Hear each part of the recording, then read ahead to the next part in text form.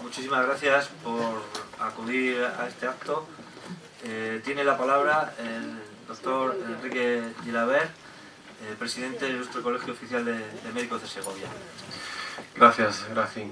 Bueno, pues nada, igual reiterar la gracia por vuestra presencia aquí y también agradecer a la Sociedad Castellano-Leonesa y Cántabra de Enfermedades Respiratorias.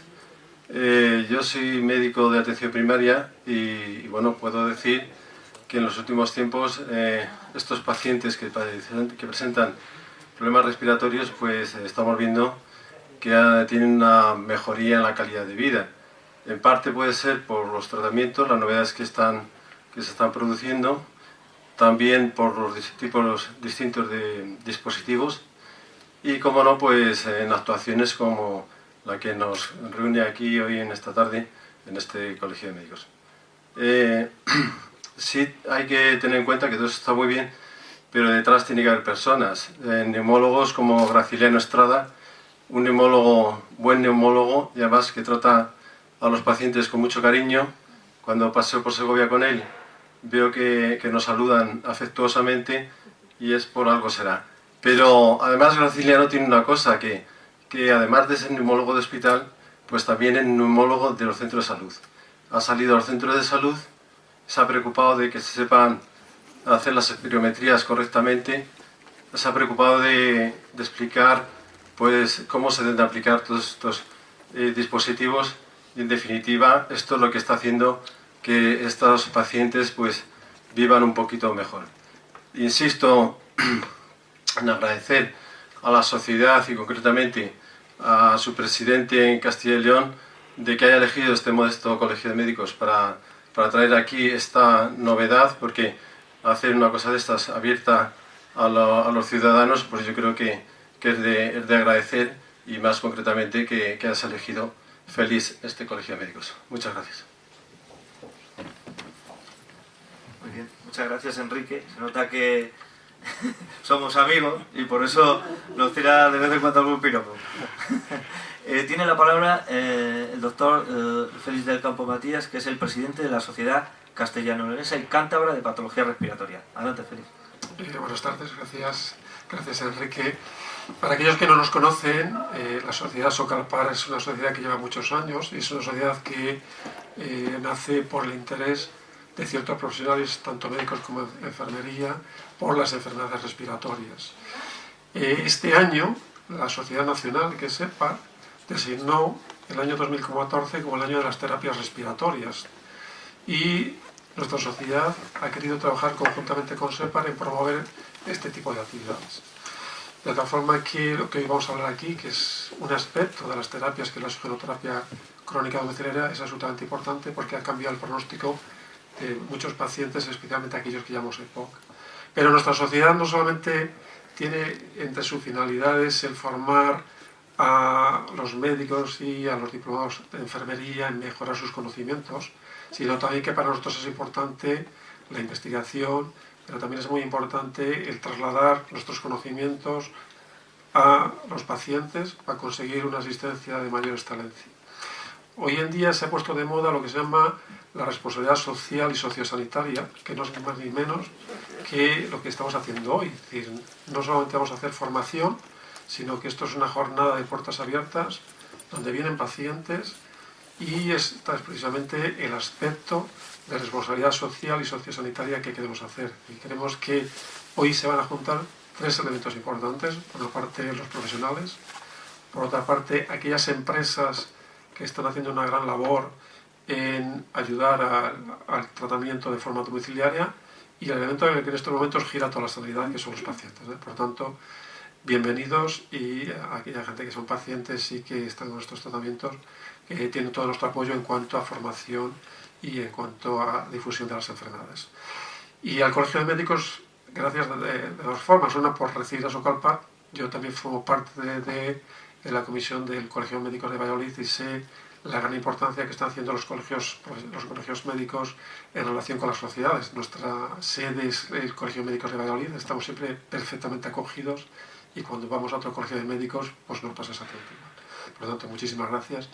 Y muchísimas gracias a Graciliano y a todo el equipo de Emanuel Cantera, que está ahí también, porque lo que está haciendo en Segovia en relación con la neumología realmente es importante. Espero que algún día sea en sección y que de alguna forma el nivel neumológico en Segovia, los pacientes de Segovia tienen lo que se tiene que merecer, que es realmente una sección en la ciudad. Vale, muchísimas gracias. Muchas gracias, Félix.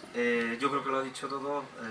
Yo creo que la introducción está perfectamente dicha y todos tenemos o habéis podido ver el programa. El programa, como bien ha dicho Félix, consta de 4 ponencias en el cual estamos representados todos los profesionales. La primera ponencia la va a llevar a cabo el doctor Gallardo, que es neumólogo, y puedo decir que un excelente neumólogo del Hospital General de Segovia, con ya una importante experiencia, yo creo, en todo este tipo de terapias, y me consta que le gusta mucho y lo ha hecho con mucho cariño. Por lo tanto, yo creo que va a ser una ponencia amena y cercana a todos los pacientes, fundamentalmente, y a todos los profesionales. Posteriormente, nos hablará Begoña, que es supervisora, es enfermera, es supervisora del Hospital Universitario de Burgos, del Servicio de Neumología, donde nos contará los aspectos básicos que la enfermería hace en todo este tipo de terapias. La tercera ponencia será la de la empresa suministradora, que en este caso la invitada es Linde por diferencia, lógicamente, porque es la que nos lleva prestando asistencia durante, Linde ahora y anteriormente Carburos, durante más de 20 años lleva, yo creo, aquí en esta provincia, y yo creo que nos presentará un vídeo que también será, yo creo que ameno, y romperá un poquito la dinámica de toda la sesión. Y por último, pues nos hablará Diana Castillo, que trabaja en la gerencia regional y que, pues nos dará otra versión o la otra parte de todo este conjunto de profesionales que asistimos a las terapias respiratorias domiciliarias, que es lógicamente la que realmente presta la asistencia, que es el SACIL, ¿no? Y en representación de ellos pues vendrá y nos contará también algo. Luego habrá un coloquio donde todos los pacientes que están aquí o profesionales podrán hacer preguntas y se establecerá un debate, dudas o cualquier cosa que seguro que los profesionales vamos a poder, si podemos, responder a las preguntas que nos hagáis. Pues sin más, doy la palabra a mi compañero, el doctor José Manuel Gallardo, que nos hablará de las indicaciones de las principales terapias respiratorias domiciliarias: la CPAP, la BiPAP, el oxígeno y la aerosolterapia. Todo tuyo, José Manuel.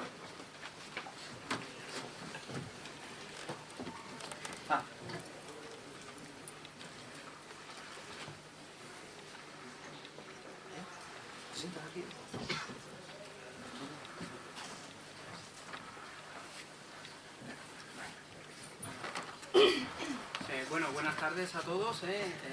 Muchas gracias por su asistencia. Yo estoy encantado de estar aquí y poder de alguna forma colaborar en aportar información sobre las terapias domiciliarias que se aportan para patologías respiratorias. Es complicado hacer un resumen sobre este tipo de terapias porque cada una de ellas puede dar lugar a varias jornadas en sí. Mi papel aquí va a ser resumir de la forma más simple posible en qué tipo de pacientes se utilizan este tipo de terapias, ¿vale? En principio, las terapias domiciliarias que nosotros utilizamos son varias. La principal de ellas, por volumen de pacientes que se benefician, sería el oxígeno domiciliario. También utilizamos aparatos de presión continua llamados CPAP, ventiladores artificiales, medicación administrada mediante equipos de aerosolterapia, aspiradores de secreciones y equipos de tos artificial. En principio, la oxigenoterapia tiene una indicación muy clara. La indicación de la oxigenoterapia actualmente solamente está aprobada en pacientes que tengan una enfermedad pulmonar obstructiva crónica, es decir, tengan un diagnóstico de EPOC, y que presenten un deterioro, un déficit de la presión de oxígeno a nivel de arteria. Es decir, para nosotros establecer una indicación de oxígeno en un paciente, deberíamos hacer una gasometría arterial. Todo paciente que tenga una enfermedad pulmonar obstructiva crónica, una vez que ya tiene hecho el diagnóstico, para que nosotros prescribamos el oxígeno domiciliario necesitamos que el paciente tenga una presión de oxígeno en sangre arterial menor de 55. Simple y llanamente, esta es la indicación.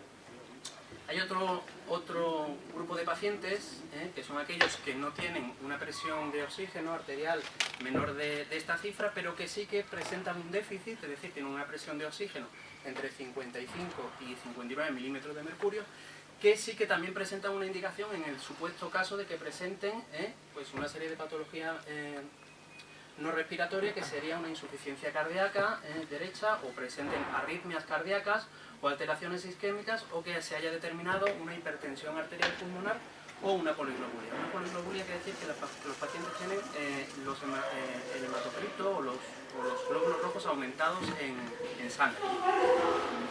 Vale, perfecto. No sé si se me escucha bien. Ahora mejor. ¿Sí? Vale, perdón. Ahora mejor. Bien.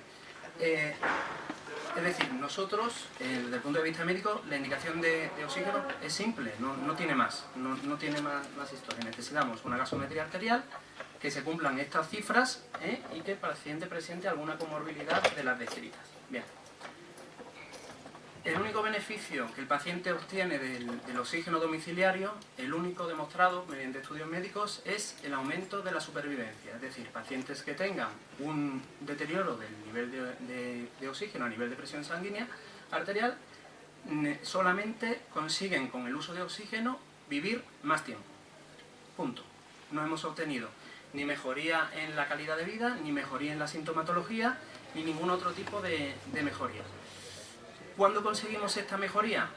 Cuando el paciente cumple un tiempo de oxigenoterapia superior o igual a 15 horas diarias. ¿Por qué? Por estudios médicos. Se ha establecido, o se estudió en su momento, que pacientes que recibían oxígeno durante menos horas al día, de estas 15 estipuladas, no presentaban una mejoría en la supervivencia. Todo paciente que cumpla oxígeno durante más de 15 horas al día, sí que parece ser que los estudios demuestran que el paciente vive más. Solamente se ha demostrado eso. Hay otra serie de pacientes que sí que pueden presentar ventajas con el uso de oxigenoterapia domiciliaria. No está del todo claro, porque los estudios son a veces no claros. Hay estudios que demuestran ciertas ventajas, estudios que demuestran que no hay ningún beneficio, pero sí que hay patologías en la esfera respiratoria que pueden beneficiarse del uso de oxígeno de una forma no del todo precisada. Pacientes que pueden beneficiarse hipotéticamente del uso de oxigenoterapia domiciliaria serían aquellos pacientes que tengan una presión de oxígeno menor a 60 milímetros de mercurio, determinados, como hemos dicho previamente, por una extracción de sangre arterial, que presenten alguna de estas patologías. Enfermedad pulmonar intersticial difusa sería un tipo de patología en la que lo que sucede es que hay un patrón inflamatorio y respiratorio y hay una mala función a nivel de oxigenación, sobre todo con el esfuerzo físico. Fibrosis quística e hipertensión pulmonar. Estas serían las patologías concernientes a la patología respiratoria que podrían hipotéticamente beneficiarse del uso de oxigenoterapia domiciliaria. No está del todo demostrado. Otras patologías que podrían beneficiarse del uso de oxigenoterapia domiciliaria, tampoco está muy claro el papel del oxígeno en estas patologías, pero sí que lo que parece que sí que está claro es que en pacientes que pueden tener una cefalea en racimos, aportar oxígeno a concentraciones del 100% en plena crisis puede mejorar la sintomatología. En el resto de las patologías que describo aquí no está del todo claro el papel del oxígeno. Bien, la oxigenoterapia se puede administrar de distintas formas. Lo habitual es que cuando nosotros prescribimos oxígeno al paciente, utilicemos un concentrador de oxígeno. El concentrador de oxígeno sería este aparatito que está aquí. También hemos traído un concentrador para que lo puedan ustedes ver. Este aparato lo que hace es que se conecta a la corriente eléctrica y lo que hace es que aumenta la concentración de oxígeno y se le aporta al paciente. Este sería el aparato que utilizan los pacientes cuando se le aporta oxígeno domiciliario de forma habitual. También a estos pacientes normalmente se acompañan o se les lleva a su domicilio una bala de oxígeno, que sería este dispositivo, en el caso de que se estropease el concentrador, para que tuviese un aporte de oxígeno. Otro tipo de oxígeno, como el que aquí describo, sería el concentrador portátil, que la diferencia que habría con el concentrador normal sería que el paciente tiene la posibilidad de llevar el oxígeno mientras camina, sacarlo fuera del domicilio. Las ventajas o los beneficios de este oxígeno los describirá Begoña posteriormente. No voy a entrar mucho en estos detalles. También hay otro tipo de oxígeno, que sería el oxígeno líquido, que es un oxígeno que está concentrado en una nodriza, que sería este aparatito que hay aquí, y que este aparatito, se coloca una mochila sobre ese aparatito para cargarlo. Esa mochila también es transportable y también presenta una serie de ventajas con respecto a los otros sistemas que también Begoña describirá en un momento. Bien, otro tipo de terapia domiciliaria de uso cada vez más extendido es el uso de un aparatito que se llama CPAP. La CPAP es una consola que lo que consigue es aportar una presión positiva a través de una mascarilla nasal conectada a una tubuladura. Hemos traído aquí un aparatito para luego demostrarles en qué consiste, que lo que consigue es administrar una presión positiva continua en pacientes, sobre todo que tengan un síndrome de apnea del sueño grave o sintomático. Los pacientes que tienen un síndrome de apnea del sueño son pacientes que tienen una tendencia, cuando están dormidos, a que la vía respiratoria superior se colapse. Ese colapso de la vía respiratoria superior, ese cierre de la vía respiratoria superior, se puede producir por diferentes causas. El hecho es que ese cierre de la vía respiratoria lo que ocasiona es un cese de paso de oxígeno desde el exterior al pulmón, y lo que ocasiona es una bajada de oxígeno a nivel sistémico, a nivel de cuerpo.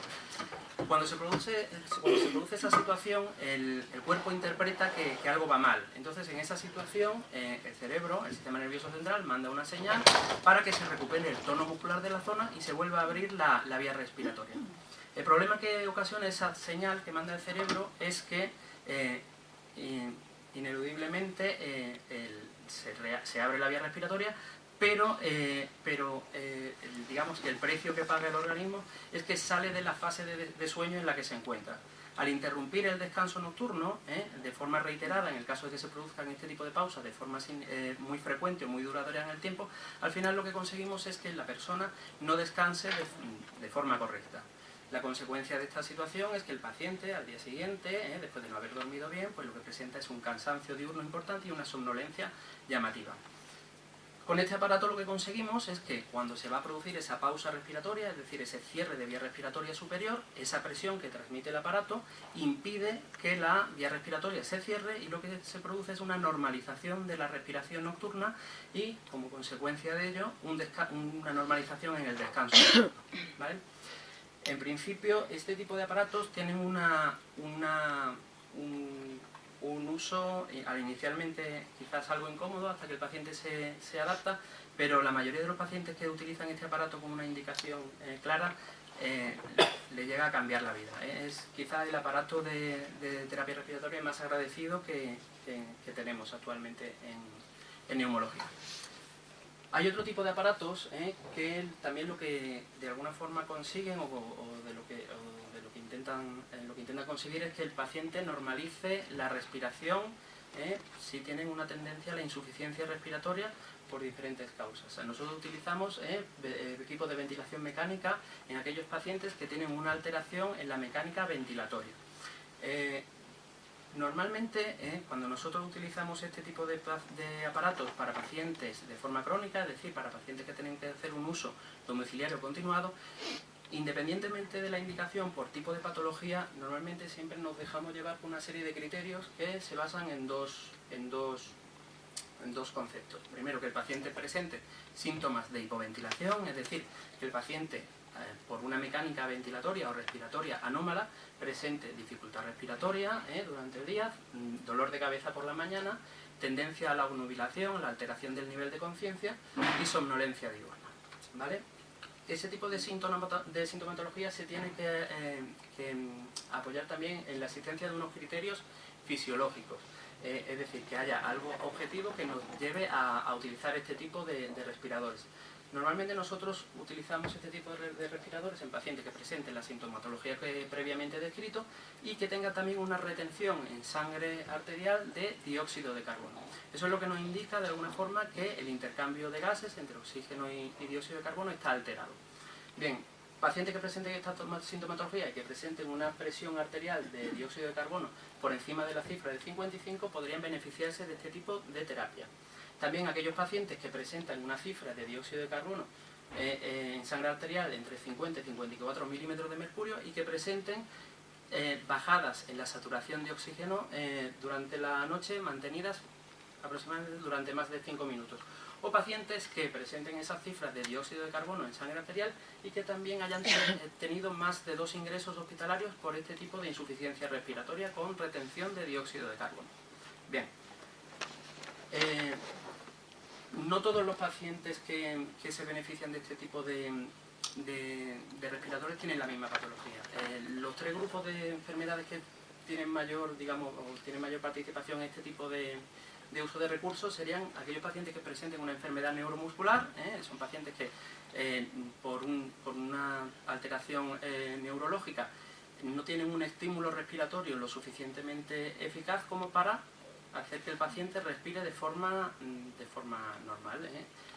También hay, normalmente, no sé si conocerán, pues, pacientes que tengan pues, enfermedades laterales, enfermedad lateral amiotrófica o miopatías, miopatías de Steiner, una serie de enfermedades muy limitantes en la esfera de lo respiratorio. También los clásicos pacientes que se benefician de este tipo de respiradores suelen ser pacientes que tengan alguna alteración en la configuración anatómica de la caja torácica, es decir, aquellos pacientes que tengan una deformidad de la columna vertebral de forma significativa, o aquellos pacientes que tengan alguna hernia diafragmática que le ocupe el espacio, bastante espacio de la caja torácica, y también un clásico de este tipo de patologías sería aquellos pacientes que tienen un sobrepeso tan importante que esa masa que tienen que movilizar cuando están dormidos por sobrepeso es tan significativa que impide que el pulmón se expanda de forma normal. Luego también hay otros pacientes que no todos se benefician de este tipo de respiradores, que sería el paciente EPOC en una fase de su enfermedad muy avanzada, es decir, cuando el fracaso respiratorio se hace muy patente, que llega a no intercambiar bien el dióxido de carbono y el oxígeno. Bien.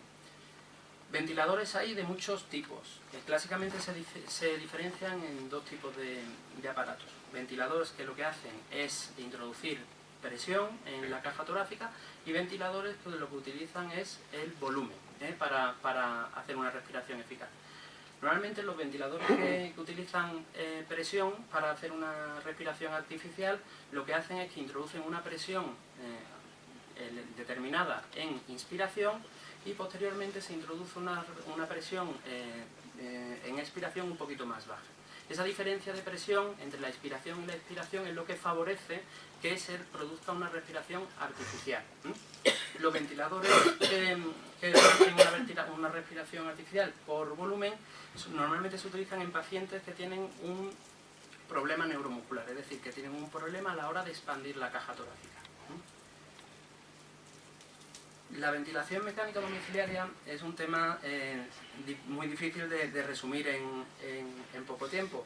Sí que es verdad que hay varios tipos de pacientes que se benefician de este tipo de respiradores. Hay pacientes que se benefician de la ventilación simplemente por la noche, es decir, cuando están dormidos. Este tipo de pacientes lo que se utiliza es estos respiradores conectados a una tubuladura, como la que vemos aquí, conectados a una interfase que sería una mascarilla. Hay muchos tipos de mascarillas. Normalmente estos pacientes solamente utilizan este tipo de respiradores por la noche.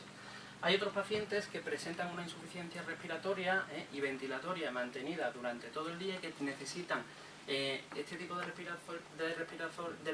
respiradores artificiales durante todo el día. Esos pacientes normalmente son pacientes que tienen hecho una traqueostomía y que se utilizan este tipo de respirador durante 24 horas al día a través de un agujero y una cánula a la que se conecta el respirador.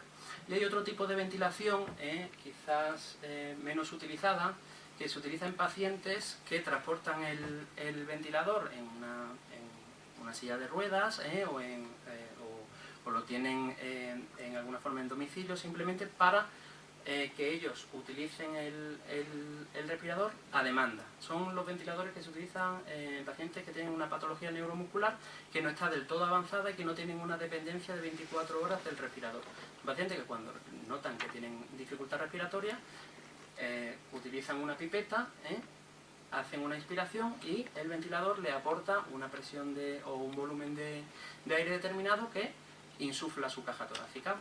Estas serían, de forma muy resumida, la forma de ventilación domiciliaria. Otro tipo de terapia que nosotros aportamos a nivel domiciliario sería la medicación en aerosol. Los aerosoles son unos equipos que lo que hacen es que aportan una presión de aire determinada a través de un conducto que se transmite a un receptáculo en el que hay una medicación. Y esa medicación, por esa presión de aire, lo que hace es que se aerosoliza, es decir, que se divide en partículas que van a la vía respiratoria de forma local. Este tipo de medicamentos, que normalmente suelen ser broncodilatadores o antibióticos, se utilizan normalmente en pacientes que no pueden utilizar otro tipo de medicación, de dispositivo de aporte de medicación inhalada, es decir, los típicos inhaladores o inhaladores que vayan acoplados a una cámara de inhalación. Todo aquel paciente que no pueda utilizar este tipo de dispositivos, deberemos pensar en aportar este tipo de medicación. Este tipo de medicación lo que de alguna forma consigue es aportar esa medicación a nivel de vía respiratoria distal. ¿Qué tipos de aerosoles o equipos de aerosolterapia existen? Existen equipos de aerosolterapia convencional, que son aquellos que utilizamos para aportar medicación broncodilatadora en pacientes, como hemos dicho antes, que no pueden utilizar otro tipo de dispositivos. También tenemos aerosoles de alto flujo, que son aquellos que necesitan tener mayor presión para aportar una medicación que es más viscosa y necesitan una presión mayor. Normalmente se utilizan en terapias antibióticas específicas para fibrosis quística y bronquiectasias. Y luego también hay un tipo de aerosoles de última generación que se utilizan para nebulizar medicación de con partículas más finas y con la intención de llegar a vía respiratoria más distal. Prácticamente los ultrasónicos no se utilizan. Lo habitual es utilizar aerosoles convencionales. Otro tipo de terapia que también nosotros aportamos es el aspirador de secreciones. El aspirador de secreciones lo utilizamos en aquellos pacientes que tienen un agujero de traqueostomía y que precisan y que tienen un mal manejo en las secreciones, es decir, aquellos pacientes que tienen una dificultad para expulsar las secreciones. Este aparato lo que consigue es, a través de una sonda que tiene una presión de aspiración negativa, pues de alguna forma pues aspirar las secreciones que puede haber en vía respiratoria. Y por último, también disponemos de unos equipos que se denominan equipos de tos artificial, que son equipos que lo que consiguen es, aportando una presión negativa a vía respiratoria, inducir la tos. Este tipo de aparatos llevan utilizándose pues no demasiados años. Se utilizan en aquellos pacientes que también tienen patología clasificada como neuromuscular, es decir, aquellos pacientes que hemos comentado antes que tienen una dificultad significativa para expandir la caja torácica y como consecuencia de esa situación lo que producen es una retención de secreciones y una dificultad para expectorarla. Ese tipo de secreciones en estos pacientes pueden ser muy limitantes porque esas secreciones acumuladas en vía respiratoria pueden provocar infecciones de repetición y disminución en la calidad de vida y posibilidad de ingreso de estos pacientes. Este aparatito, utilizado de la forma que hay en la foto, lo que consigue es que cuando se induce esa presión negativa, es decir, esa presión que lo que consigue es colapsar de alguna forma la vía respiratoria, inducir una tos artificial y conseguir que la expectoración sea efectiva, es decir, que el paciente pueda eliminar la secreción. Para mí ha sido sinceramente muy difícil resumir todo este tipo de terapias porque podríamos hablar, ya le digo, muchísimo tiempo de ellas. No sé si ha sido entendible, pero hasta aquí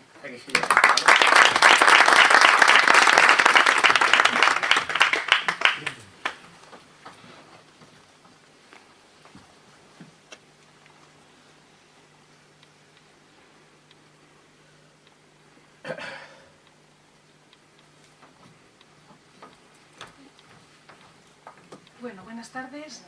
En primer lugar, dar las gracias a Graciliano por confiar en mí para hacer esta exposición. Y lo único que quería comentar es que es la primera vez que hablo para un público tan variopinto, desde médicos, enfermeras, pacientes y asociaciones de pacientes, con lo cual me ha costado muchísimo hacer la preparación y no sé si el lenguaje va a ser el adecuado. Entonces, bueno, espero estar a la altura y si no, cualquier cosa, de cualquier duda, pues luego me pueden preguntar.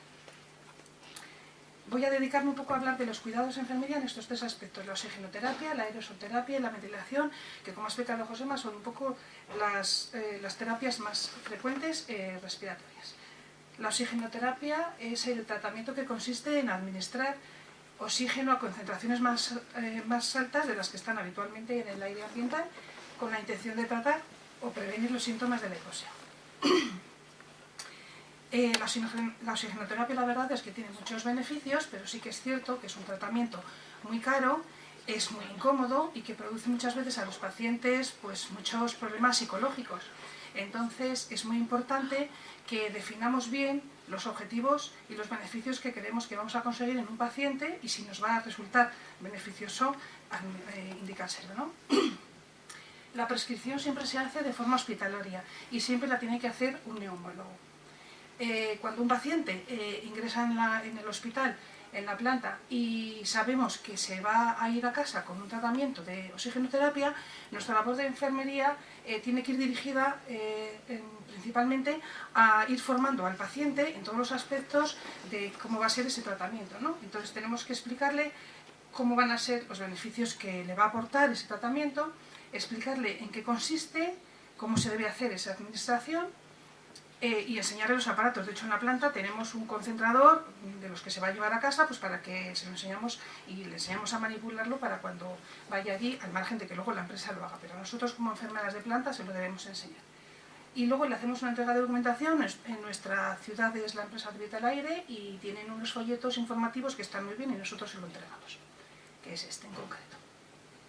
Bueno, cuando está ingresado en la planta, esto lo he puesto porque quiero resaltar unos aspectos muy importantes que tiene que saber el paciente cuando se va a casa.